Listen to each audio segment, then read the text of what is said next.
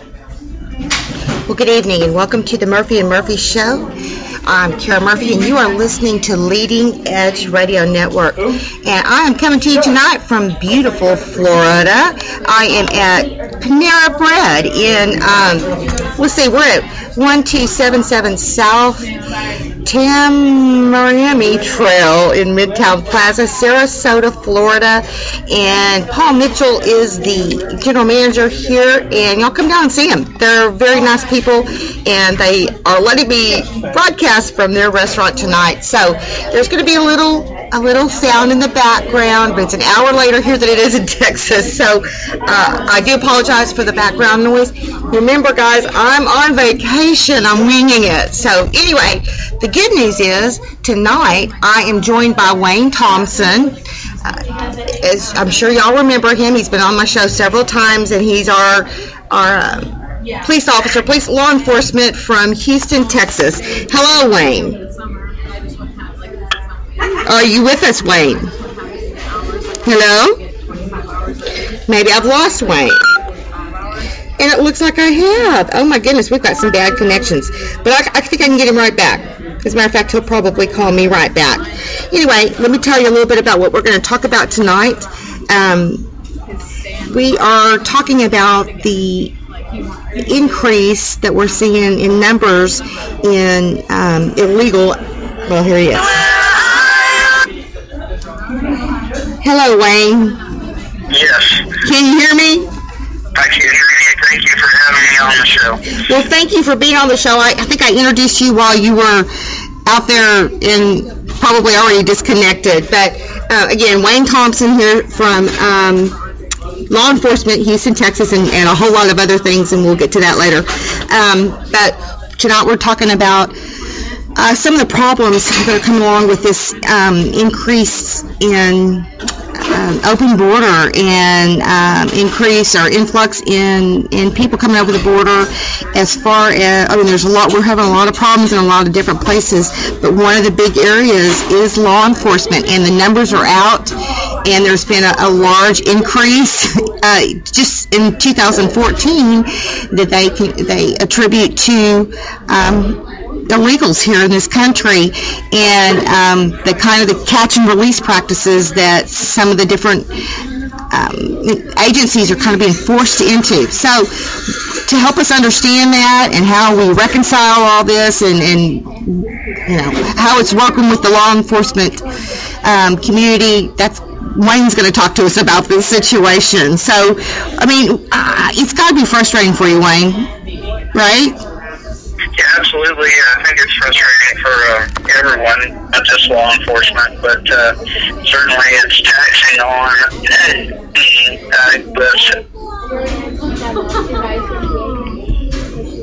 I think we've lost him again. I hope this is not persistent through. Hello, Wayne? Good grief. Not sure what's going on here. But he's worth the wait. So we'll let him give us a call again. I will tell you something. Last night I had Ruthie Hendricks. If you listened to the show last night, she was on. She was my guest. And she left me a note. And here, I'm going to read it to you real quick. This was today. She said, here's a message for your listeners. We have a serious national security threat in place. And what we see from Washington and the media that there is an impasse to fund the Department of Homeland Security because of Obama and the Democrats and a few Republicans. Here's Wayne. Hang on just a second. Well, hello, Wayne. We're having some difficulties tonight, aren't we? We are. I think maybe the signal is having a problem.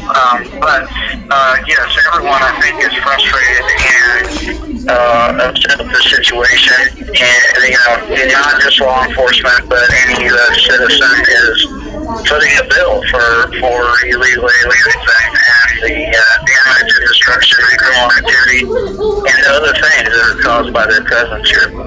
Right. Okay. So some of the things that I wanted to talk about is the fact that you guys have sworn. I guess you swear an oath. Did you swear an oath to serve and all that as a law enforcement officer?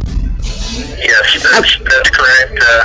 Any law enforcement officer is going to swear an oath, and that's part of our hiring process, and that includes state and local and federal agents as well. So what happens when policies that come down through the president's agencies, not Congress, but through agencies that report to the president, are in opposition to your actual oath? I mean, now you're in conflict, right? I mean, what do you do? Yeah, certainly a conflict, I think, for law enforcement officers and even some in the military, because very often those directives are in conflict with the oath we swore and what we feel like our job should be doing, especially in regards to the enforcement of immigration laws, which are typically federal laws, but can be enforced by state and local level too in some jurisdictions. It's frustrating when, especially for federal agents, and I know many personally, when they are put in a situation where their job is to enforce these laws, but they're not allowed to do so, or it's a catch and release, or something like that. So it's very frustrating. I think that not just for law enforcement, but for everyone, we're all paying the price for illegal aliens and illegal immigration, for lack of a better word. So, okay, as I've been reading up on it today, there's some areas where I was a little confused, because I saw a couple of videos of their actual ICE officers, and they were frustrated because they would, the law enforcement agencies in more liberal areas, maybe interstate areas, they would not hold. They were doing a catch and release thing, and see, I thought it was ICE that was behind all of that. So I guess I need some clarification. I know that ICE is the agency that was responsible for letting 37,000 hardened illegal criminals go in 2013, and I'm actually reading reports that it was closer to 68,000 illegal aliens that were being held in prisons because of crimes they committed. They're the ones that made the decision to let them go. But then after I saw a couple articles in that video, now I'm confused. Who is it that is just releasing these people that have committed felonies, big felonies, letting them go, just releasing them back into our population, not even making an effort to deport them or to send them through our justice system? Right. Well, the Department of several years ago, the Department of Homeland Security, which is DHS, kind of encompassed several different agencies that we used to consider separate. They still act somewhat separate, but they do fall under that umbrella. And that's ICE, or Immigration Customs Enforcement, and then the U.S. Border Patrol. Those are all kind of combined into the umbrella of DHS, although they still, wear different uniforms and drive different vehicles, but they're all part of the same team, if you will. Federal agencies are governed by the federal government. So the reason why people are being released is because of policies that have been enacted generally by the president or Congress. So ultimately that's where their guidance comes from. And you're right, there's quite a number of folks that are released every year, and some pretty shocking statistics, but as a whole, it costs the United States about $113 billion a year over illegal aliens, whether that's housing, court costs, law enforcement costs. We want to talk about why we're in the mess we're in financially in the United States. That's a huge deal. Now, repeat that number again. $113 billion a year at the federal, state, and local level is what is estimated that it costs United States taxpayers every year. Why, okay, let's say that you've got someone here that's not supposed to be here, and they commit a murder, and they've got a record. Why are they not being immediately taken to the border and pushed back onto their own country? I mean, why? Yeah, typically that is, the process that would happen is they would be placed into custody. Generally, they're going to face either state or local charges for whatever, let's say homicide or murder, if you will. And at some point, it'll come to light that they're here illegally. At that point, several things can happen. One, they can be deported immediately, or two, they can be held here to face criminal charges. The problem is those that are being deported are for generally being dropped off, and they make their way back into the United States. So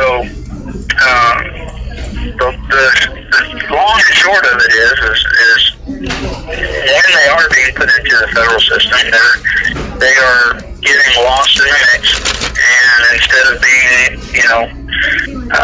imprisoned and dealt with like they should, they're getting brought back to their country of origin, and then they make their way back to the United States. And I'm sure we'll get more into this, but most of our hardened criminals that are illegals have been deported 10 or 11 times, as was the case in California, where two deputies were killed on the same day, on October 24th of last year. Mm-hmm.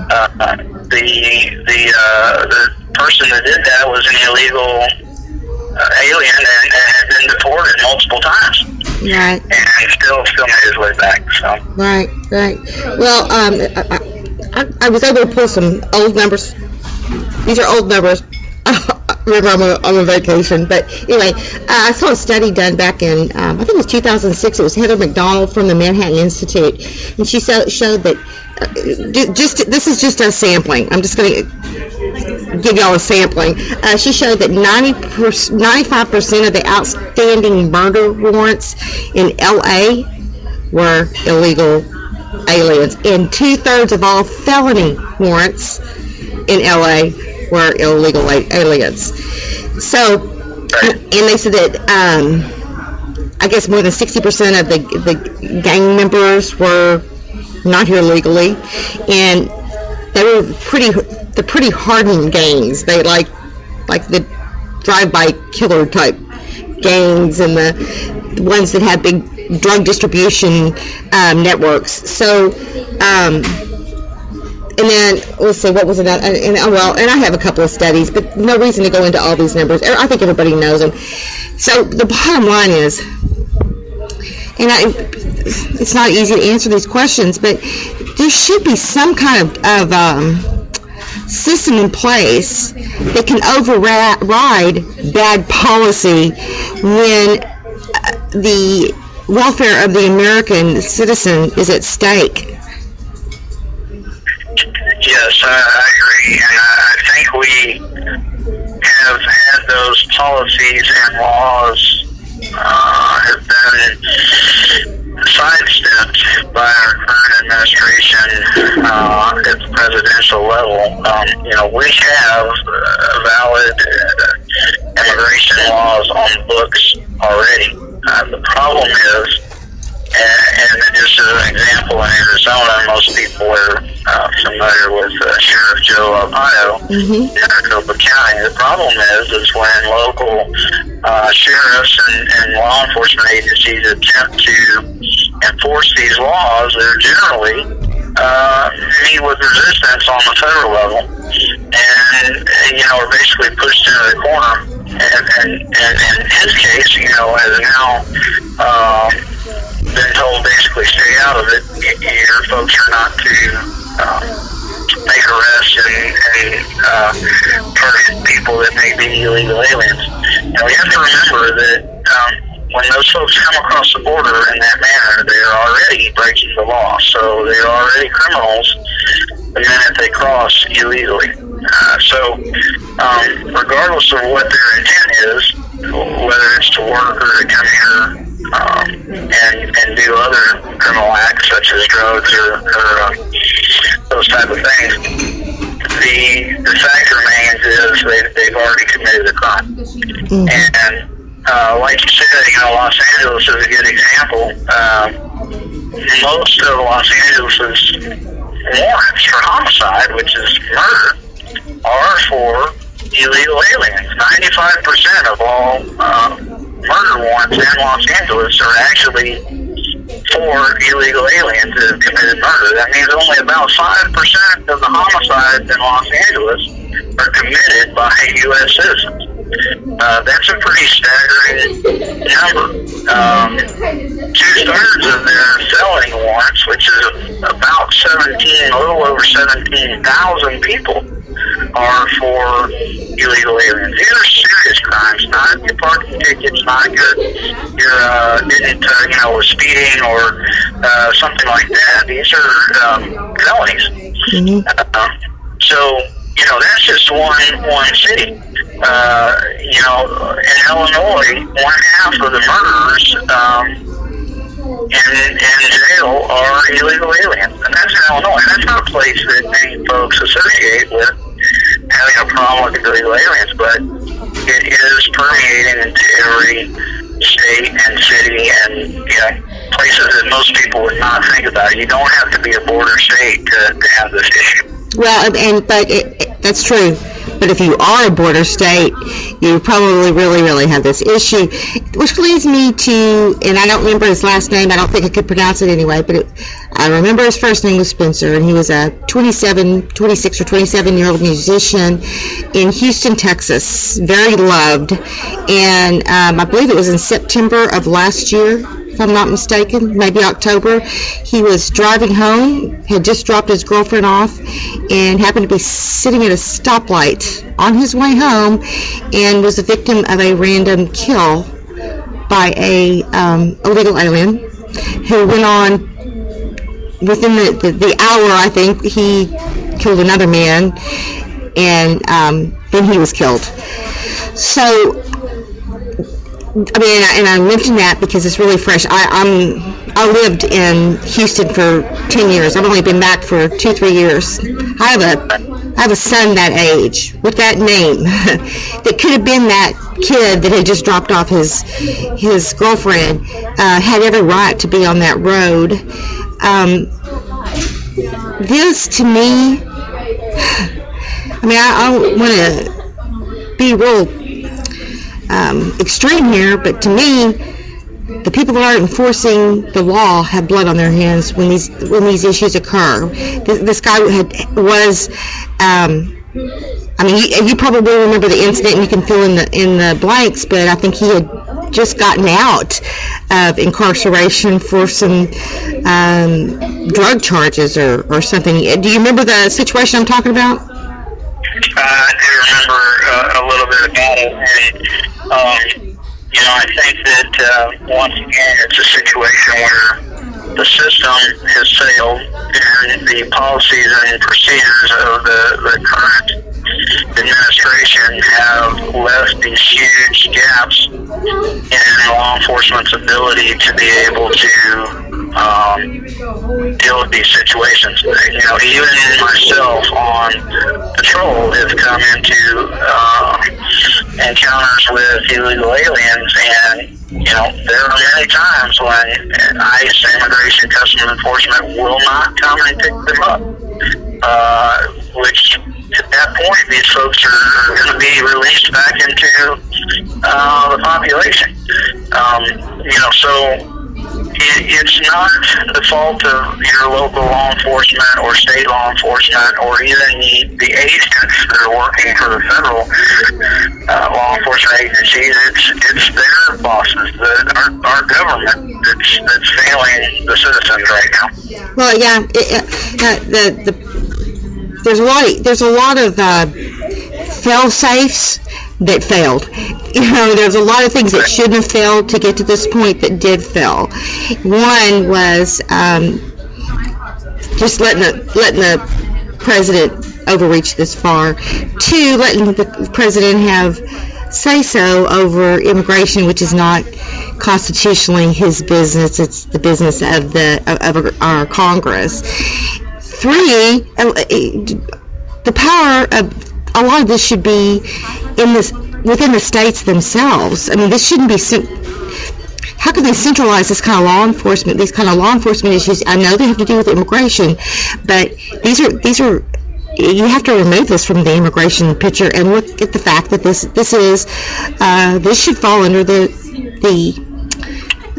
responsibility of local law enforcement, because this is illegal acts, regardless of whether they're here illegally or not.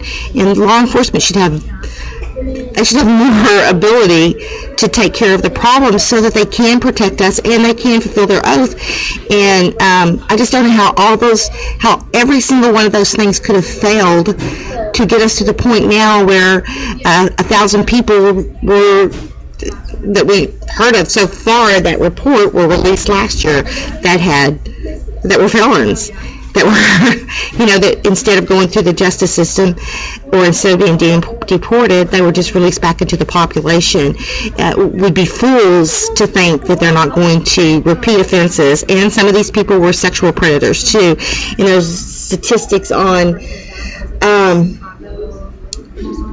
Okay, I don't have. They're in my notes that I can't see because we changed our method of doing this show, so I don't have access to those notes. But that seemed to be one of the categories where crime has really risen at the hands of people here illegally. Absolutely. And several states, and as you're probably aware, including Texas this last year, former Governor Perry, had to mobilize our own military to fill in the gaps because the federal government was refusing to utilize the resources necessary to deal with the problem. So that included a huge mobilization of the Department of Public Safety, Texas Highway Patrol, Texas Rangers, and the Texas military forces comprised of both the Army National Guard and the Texas State Guard, who are still deployed at the border to this day in capacity. And that is, costing Texas a whole lot of money that it shouldn't. It should be dealt with at the federal level, but fortunately we have a leader that dealt with the problem. But it looks like that he has turned over the problem to some very capable hands too. I think that Abbott's going to be. I think he's going to be tough on this too, and I'm glad to see that. Another issue, Wayne, and I want to, I guess, get your opinion on it first, and then ask you if you're seeing any of this, because I'm going to guarantee you the scenario I'm fixing to lay out for you is going to happen. I have no doubt. So the president's, the American people are overwhelmingly, poll after poll, against the president unilaterally fixing immigration or his amnesty and him going it alone without Congress. Most want to see reform to our current laws. I don't think there's anybody that doesn't want to, but most people are opposed to the president, his overreach in doing just whatever he wants to do. And I also think that most people see that it's a result of pressure that's being put on him by Louis Gutierrez and La Raza and those groups, and that's irking to the American people. But then also you see this increased crime. We hear mothers and wives and children of victims of crimes that are so angry and bitter, as they should. They're having to fight it. I had Ruthie Hendricks. I don't know if you know her, but she's out of Minnesota, and she's way up on this stuff. And that's what she does. She works with these people that are victims of these crimes, because you're dealing with somebody that has just gone through crime, and it's a horrible thing, and the family's having to deal with it. But you've also gone through a betrayal of your own leadership to have allowed it to happen. So you've got that bad feeling. You've got the fact that we see all these big tax, and we're hearing more and more about it. These tax refunds and these. Being given to them in a way that there is no oversight, so the system, there's a lot of fraud involved in it, and several other things. Now, these people are just taking advantage of something that's being offered to them. So I'm not saying they're bad people, but this is costing the taxpayer lives, in money, in jobs. So are we not just creating a whole group of people that are automatically going to be discriminated against when they get here? Isn't this just people are already going to be bitter because they're taking things? I mean, you can't ever give anybody anything without taking it away from somebody else, and that's what's happening right now. And people have worked a long time; they've worked very hard for what they have, and I think that they see what's happening, and they're getting angry about it. And people that you wouldn't necessarily call prejudiced people, but they're angry because they're a group of people that are being put before them, that are getting rights that even American citizens don't, at our own expense, both in lives and in money. Do you see any sentiment? I mean, are you feeling that there's a lot of prejudice against the people that are coming over the border right now? Well, you know as well as I do, an hour is not enough to cover the subject matter that we're talking about tonight. There's so many different facets to this. We've talked a little bit about the criminal aspect, and now talking about some other issues. What I'd say is this. The United States of America is a welcoming country. We are a melting pot. I certainly want people to be able to legally immigrate to the United States. We all came from somewhere, and I understand that there are many good people that are coming here for a better life, just like my great-grandparents did when they immigrated legally to the United States. Mm-hmm.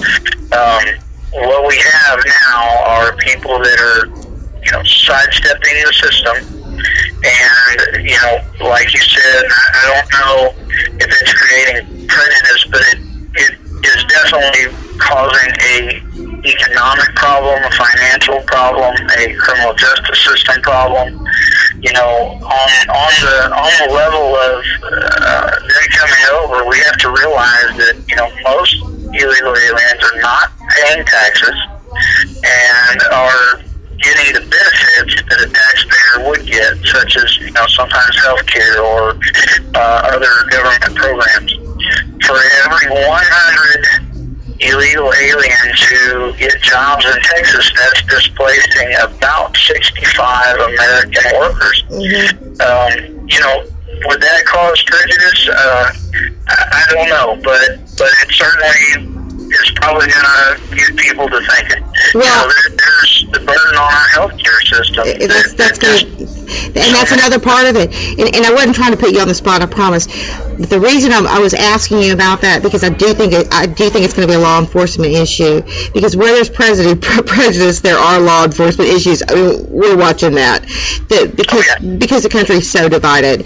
And that's just one of the facets that I've been worrying about and I've been thinking about, because I am feeling myself a little bitter at times when I read a story that should never have happened, that didn't have to happen, that did happen. And so I think about other people, other people have to be feeling a little bitter too. How much of that can you take? And if you are of the mind to, or if you are someone who,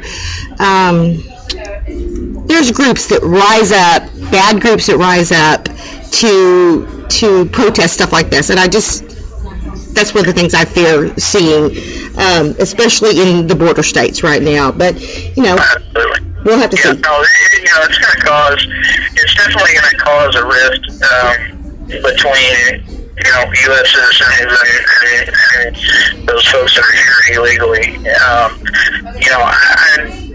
I think that the issue is, what's right is right, what's wrong is wrong. There's a legal way to become a U.S. citizen, and then there's the illegal way, which is the easy way that so many of these folks choose. We also have to keep in mind that although there are some folks that illegally cross the border who are looking for legitimate work and do want to help their families and make a better life for themselves, the reality is that is not the majority of what we are getting. Right.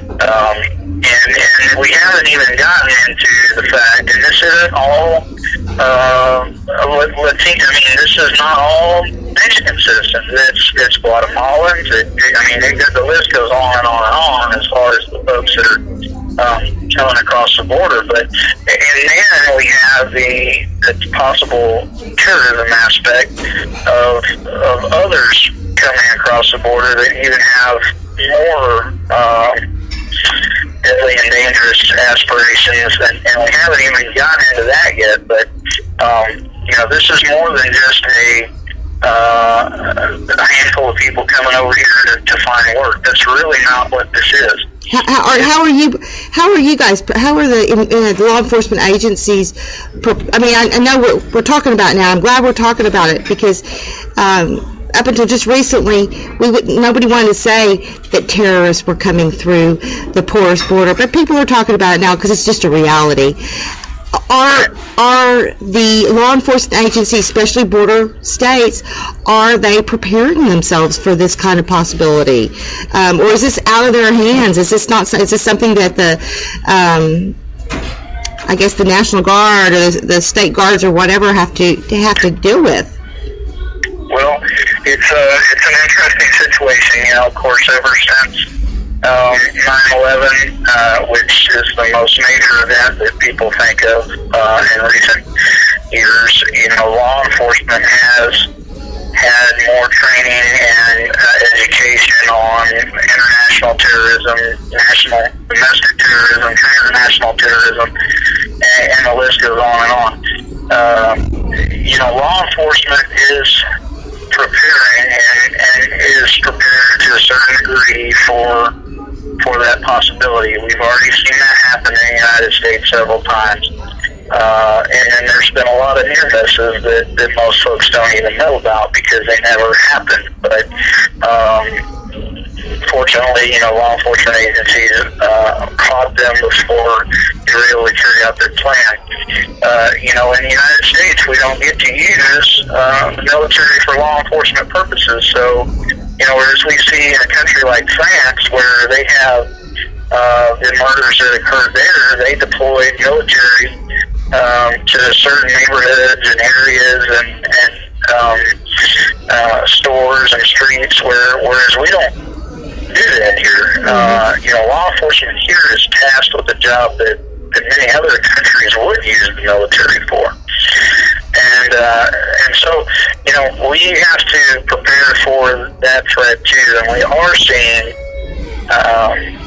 foreigners from Middle Eastern countries that are and have come across the border. We see people from South Africa that have made their way across the border, and of course they go through other. There's routes that they take, and this is all done.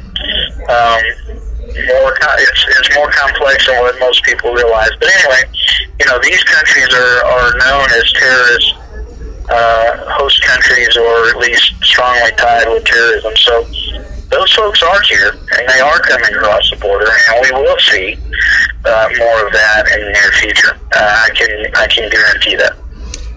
Yeah, that's a pretty scary thought, to be real honest. I've read a lot of different stories about people that have ranches down there that are, they're just being terrorized. There's nothing they can do about it because there's no law enforcement that reaches out into the areas that they are. And I'm talking about on the the pipeline, if you will, that the cartels use to smuggle people up. And I mean, those people are afraid, and I'm assuming that people are just abandoning their homes if there's too much threat going on out there. How come there's no one to no kind of I guess law enforcement or agencies that can help these people? Yeah, it's not a problem that just has one answer. You know, most of these border counties are served by sheriff's departments that are extremely underpaid and undermanned, and do not have the ability to attract and recruit and retain deputies. You know, it is not unusual for deputies in these counties to be making $26,000 to $28,000 a year. That's not very attractive in areas that the oil field is booming in. Mm-hmm. So you have people that are weighing what's best for their families versus, you know, a law enforcement career. Maybe they came from law enforcement and are going to leave. So that's one problem. You know, border areas are not areas that are very resort-like, so folks don't typically want to move there, live there, work there, and that's one part of it. You know, the other part is on the federal side, the U.S. Border Patrol loses many of their folks after a couple of years because they are frustrated, and I know this firsthand because I work with these guys in Laredo and Carrizo Springs and near San Antonio, and they'll work there a couple of years, and they're tired of seeing the same thing happen and the same people over and over and over again. They're, you know, arrested, detained, deported, and then come right back.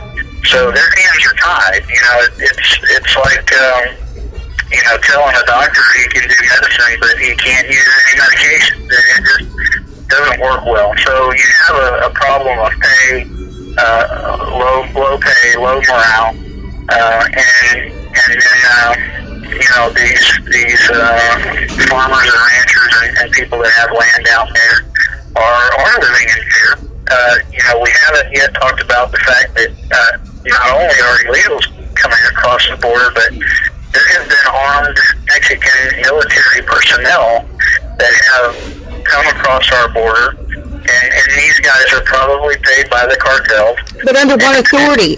Under what authority are they? I mean, if they're armed military from another country, that's invasion. I mean, it is, absolutely. And we armed military from Mexico fly across our border, and military helicopters. So there's more to this than just your standard person walking across the border or swimming across the Rio. We've got huge issues that have not been addressed. Anywhere else, any other country that would be in active war, we would mobilize the military, we would put up a wall, and we would shoot things down anywhere else. But for some reason, our administration, and this is not just one single person's fault, but, you know, we have been weak in enforcing our border security. Well, and I know part of that is just, well, I think it's greed on parts of the politicians, crony capitalism, call it what you want. But, so I kind of want to get back to what you just said, because, we talked about that. I don't know if I talked to you about it or somebody about it a long time ago, but that kind of stuff hasn't been mentioned lately. Is that going on today? Is that still happening? And that Mexican military are in uniform coming over the border? And if so, what the heck are they doing? Yes, it's still happening to this day. It is not a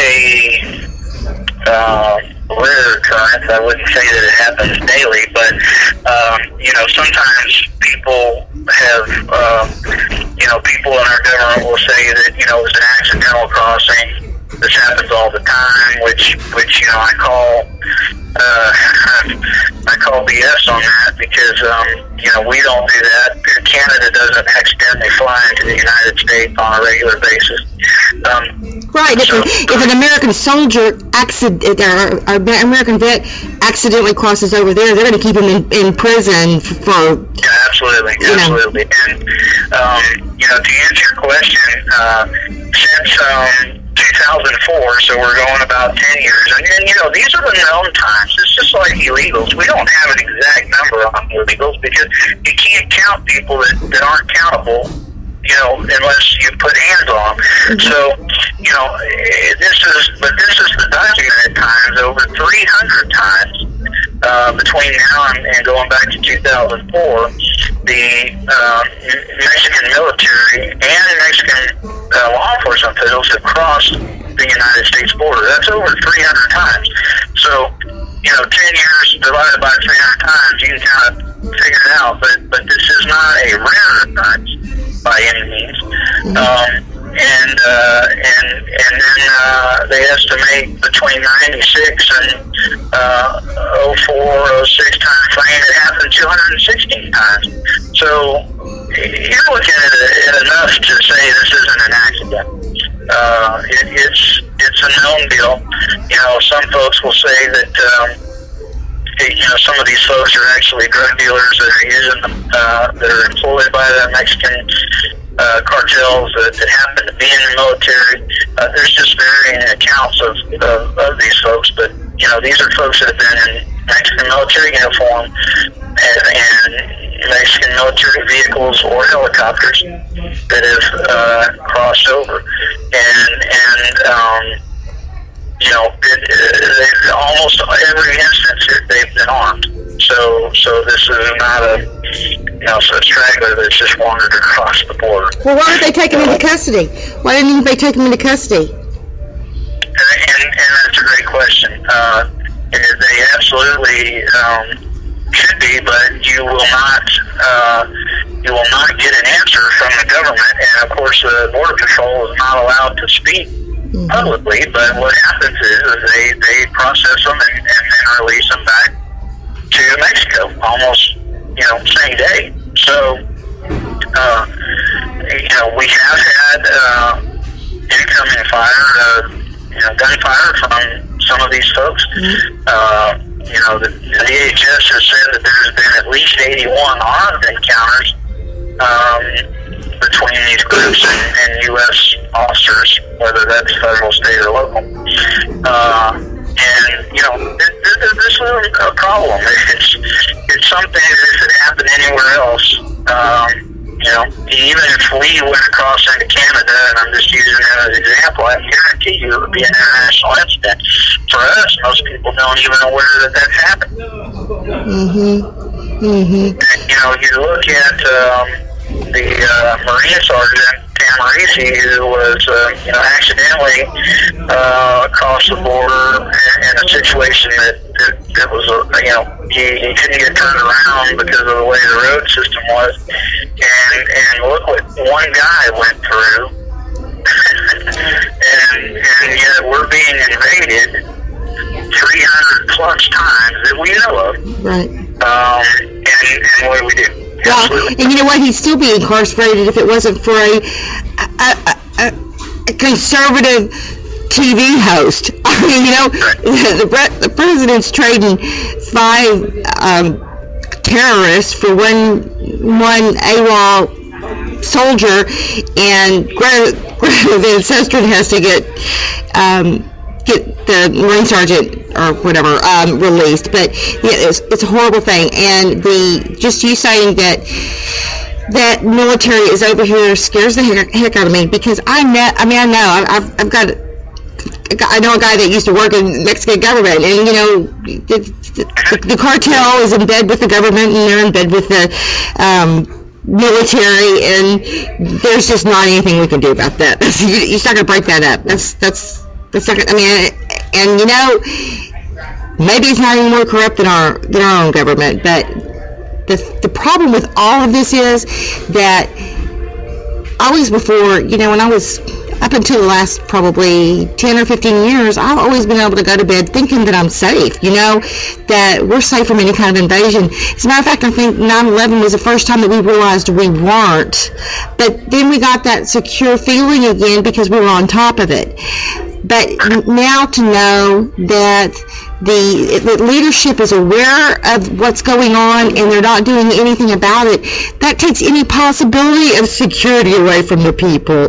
I mean, you can't even, do you understand? It's absolutely. How did we get here? How the heck did we get to a place where political correctness and La Raza and campaign finances were more important than the American people? How did we get to that place? Well, again, that's a big question, but I think it boils down to apathy on everyone's part. What happens when good citizens fail to vote and keep their elected officials accountable? And really, I blame that. I mean, yes, the president is to blame for some things, and yes, the Congress, our representatives, senators, all have a little piece of that pie. But I think we've gotten to the point in the United States where people think, you know what, we don't have to get involved, somebody else is handling this for us, and people do not vote. People do not take elections seriously. They do not get educated on the facts. Thank goodness we have shows like yours that tackle these subjects, and hopefully people will pay attention. But the reality is, at the end of the day, we have either put those people in office or allowed them to be in office by inaction. And we let them stay there, and we let them do the same things over and over and over again, but we expect a different result. And and I know that that's the definition of insanity. It's time for people to be aware of what's going on. As we, get to almost the end of the show, that we could go. We could talk for hours on the terrorism aspect, for hours on the criminal aspect, for hours on the social impact this causes. We could talk about the homeless, abandoned illegal alien children that we have to have. I mean, there's so many facets to this, but why this is happening is because we do not hold our elected leaders accountable, and we must start doing that in every election, from school boards on up to the presidential election. Right. Period. That's what it amounts to, I think. I agree with you, and what I want to encourage everybody is you do your homework and don't listen to your uncle or your cousin or somebody else talking about this great candidate here or great candidate there. Remember their name and go look them up. People do tend to grab the most popular name and start promoting it, and the problem is these people that run these campaigns, they know how to market well. Get to know the person and not the campaign. Educate yourself, and if it rolls around and you have to go vote that day and you haven't educated yourself, I mean, I can't believe I'm saying this, don't vote. If you don't know, don't vote. Because what's happening is we are voting the same people in over and over and over again, and they're not getting the job done. And you know what? That's not how the Founding Fathers set our government up. They didn't expect them to. This was supposed to be like jury duty. They didn't think that they were going to want to go back and be lifelong, legislators. But they've been able to bend and twist the Constitution and make their own rules, so now it's a lovely job that they want to keep forever, and they've got a lot of power, and it's just caused some corruption. The corruption stops at the polls, and we've got to get out there. Now let's talk a little bit about you. Let's devote the last couple of minutes of the show to you. Tell us where you're at, what you've been doing. I know you've been doing a lot of live stuff. So what have you been doing? I've been very fortunate and blessed to have nine radio shows under my belt now, and one cable news network, and people are constantly asking me, why am I not running for higher office than what I'm I'm currently seeking, which is the constable in Fort Bend County Precinct 3,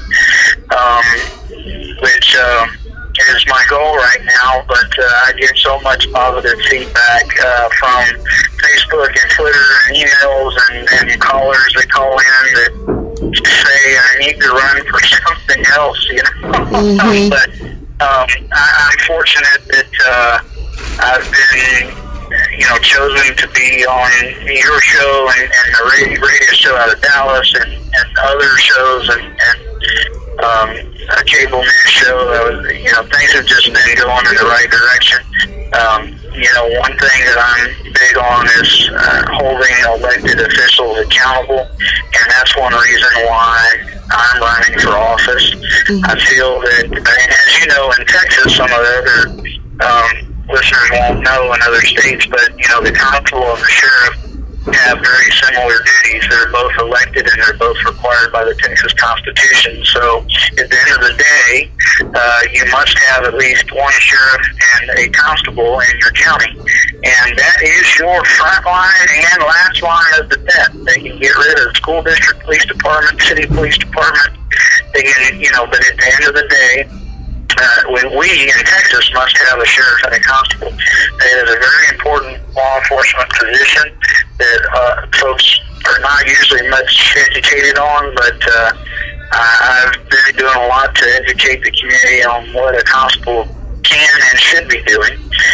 And, one of my, I guess you say, pet peeves or platforms, if you will, is cracking down on illegal immigration to the extent that I can in the constable's office, and dealing with, a lot of times in Fort Bend we have these roving bands of gypsies, you might want to say, that are panhandling, those type of things. Those folks are usually involved in human trafficking, which is another negative effect of illegal aliens. So many folks are brought into essentially slavery, thinking they're coming over for a better life, and ultimately they get duped into some sort of forced labor or sex slave or something like that. So it's harmful to those folks as well. Well, I think you have a legit, don't you have a nice little, I think it's in Fort Bend County, a nice little legitimate group of those gypsies also, because when I was down there, one of the companies I worked for used to do business with them. So, they had a legitimate business.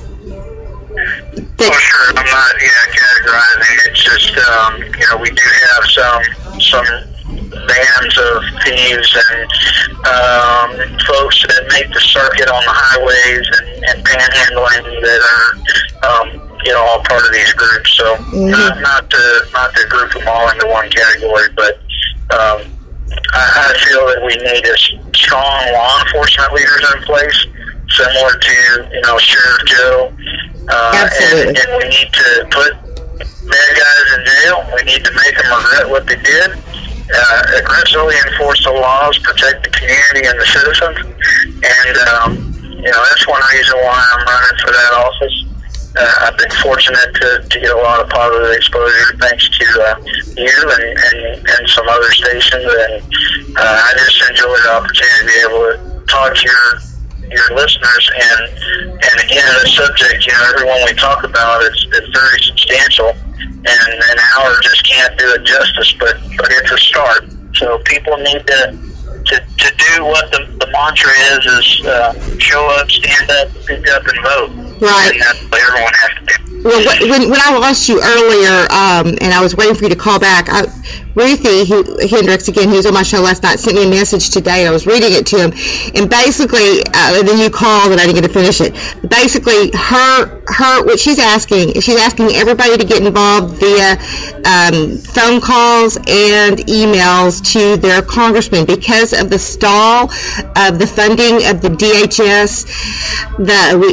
What we know is conservatives is that usually the GOP will they'll fold. They'll bend because they're afraid of bad publicity. But that we can't let that happen.